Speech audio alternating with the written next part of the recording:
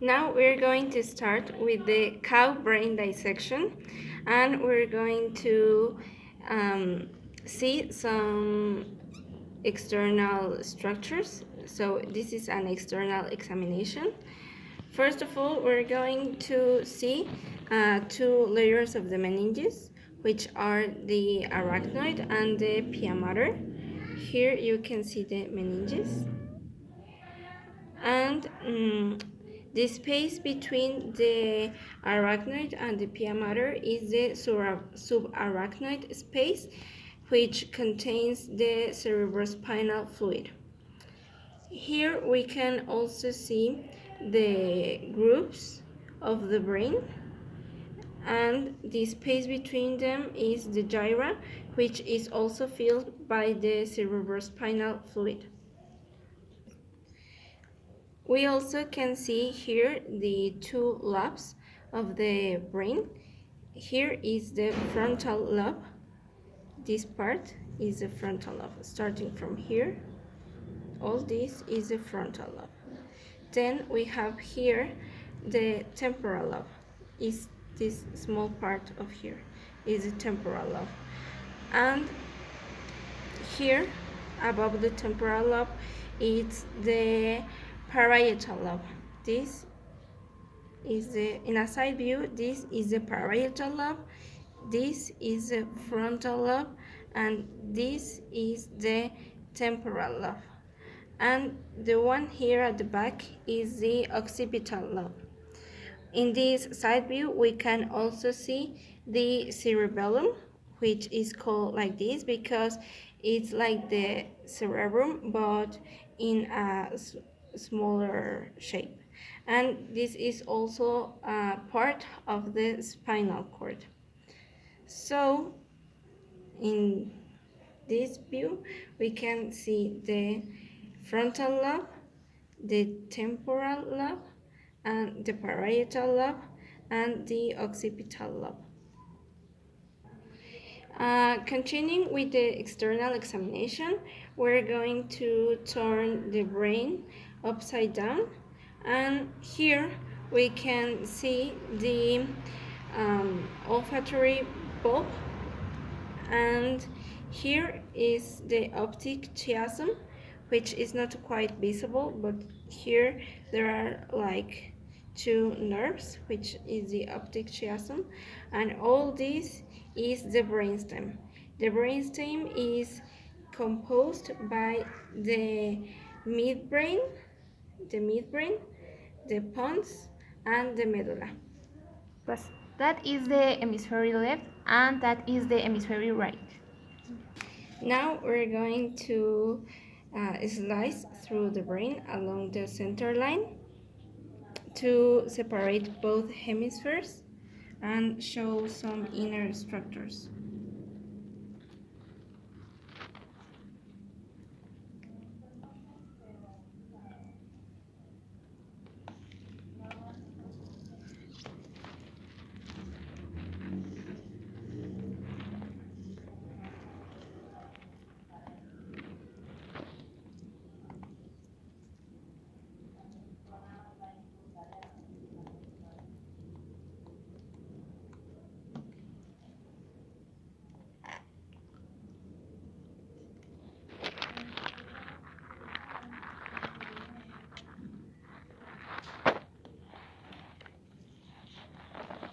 So first we're going to show the corpus callosum, which is the structure that joins both hemispheres, and this is the corpus callosum.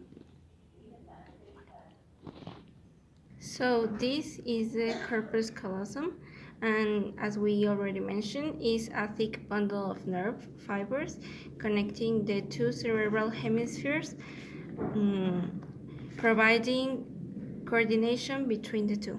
Here we can see the corpus callosum in the left hemisphere, and we can see it here in the right hemisphere. We can also see the pineal gland, which, or the epiphysis, the it's down the corpus callosum, it's here. We can see it better in this other. This is the pineal gland. This small structure, like this circle structure, is the pineal gland, and is the gland that secretes the hormone melatonin into the bloodstream.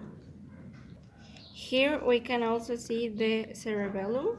This whole thing is the cerebellum, and you can see like these white structures are like branch of a tree, and this is called arbor vitae, which is the white matter of the cerebellum. Um, it's important to say that all the cortex of the brain is gray matter, while the inside is white matter. Like the clearer structures is white matter, and we have here the brainstem, which I mentioned includes the pons here. This is the pons, this part.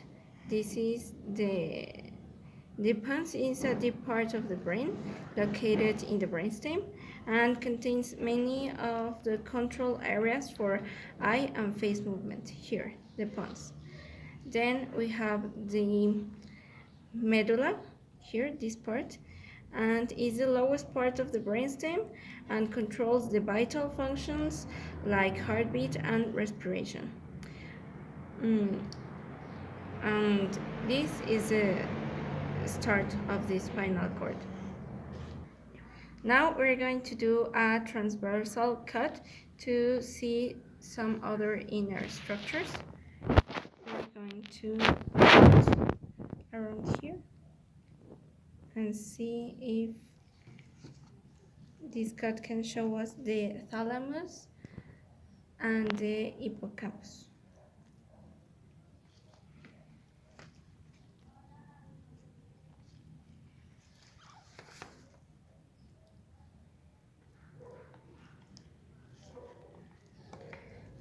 And this here, this whole structure is the thalamus, and with this cut we can see a clear version of the white matter, which are all these, and then the cortex or gray matter. We can see a difference between the gray and the white.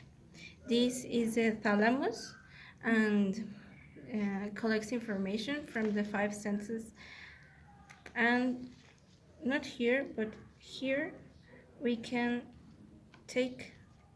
rip the thalamus.